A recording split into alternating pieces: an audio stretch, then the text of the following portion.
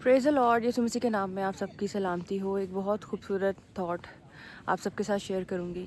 यहाँ पर मैंने देखा बहुत से रंग हैं, पहाड़ हैं, उसके ऊपर बर्फ़ भी है और कुछ मुरझाए हुए पत्ते भी हैं, हरियाली भी है। तो एक ही जगह पर बहुत सी चीज़ें, बहुत से रंग देखने को मिले। क्या आपको बताना चाहती हूँ कि हमारी ज़िंदगी में बहुत से चीज़ें गुज़र रही होती हैं, बहुत से हालात से हम गुज़र रहे होते हैं।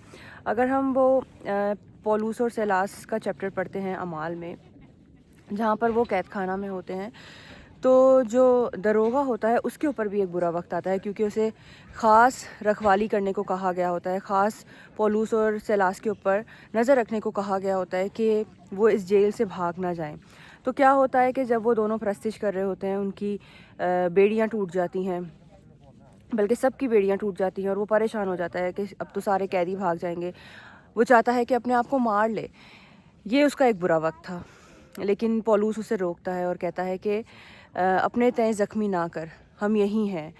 और अगर हम देखें तो वो जो कैद खाना का दरोगा होता है, वो उसे कहता है कि मैं क्या करूं कि नजात पाऊं। वो कहता है कि यीशु मसीह को कबूल कर, तो तू और तेरा घराना नजात पाएगा।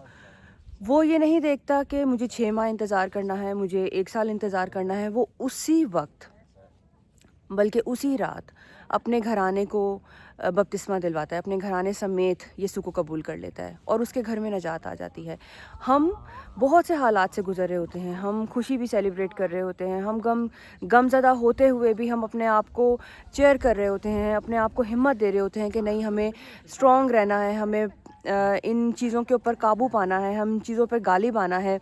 लेकिन ये सब हम कब कर सकते हैं? जब हम यीशु को अपनी ज़िंदगी में लिए होते हैं, जब यीशु हमारी ज़िंदगी के अंदर होता है, जब यीशु हमें ज़ोर देता है, जब हमें पता होता है कि जो हमें आगे को पुश कर रहा है वो ज़ोरावर है, जो हमें हर चीज़ पर गालिब आने को कह रहा है वो तो दुनिया का खालिक और मालिक है। तो जब हम अंदर से खाली होंगे, जब हमारे पास कोई नहीं होगा, तो हम इन चीज़ों पर गालिब नहीं आ पाएंगे, हम अपने हालात पर गालिब नहीं आ पाएंगे। जब तक वो यीशु को नहीं जानता था, जब तक उसकी पौलुस से कन्वर्सेशन नहीं होती, वो अपने आप को मारना चाह रहा था, वो अपने आप को ज़ख्मी करना चाह रहा था, अपनी जान लेना चाह रहा था। लेकिन पौलुस उसे रोकता है। वो कहता है अपने तय ज़ख्मी ना कर।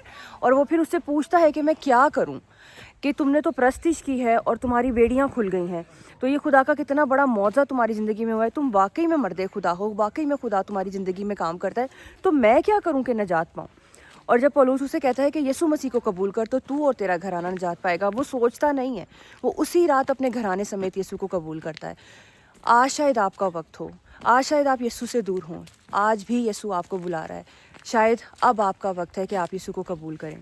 सो मेरे ऐसे बहन भाई जिनकी ज़िंदगी में यीशु नहीं है और जो चाहते हैं कि वो हर तरह के हालात पर गालिब आएँ, अगर वो गिर भी जाएँ तो यीशु अपना हाथ बढ़ाकर उन्हें उठा खड़ा करे। तो अब आपका वक्त है कि यीशु का हाथ थामें और हर जंग पाते रहें। God bless you all.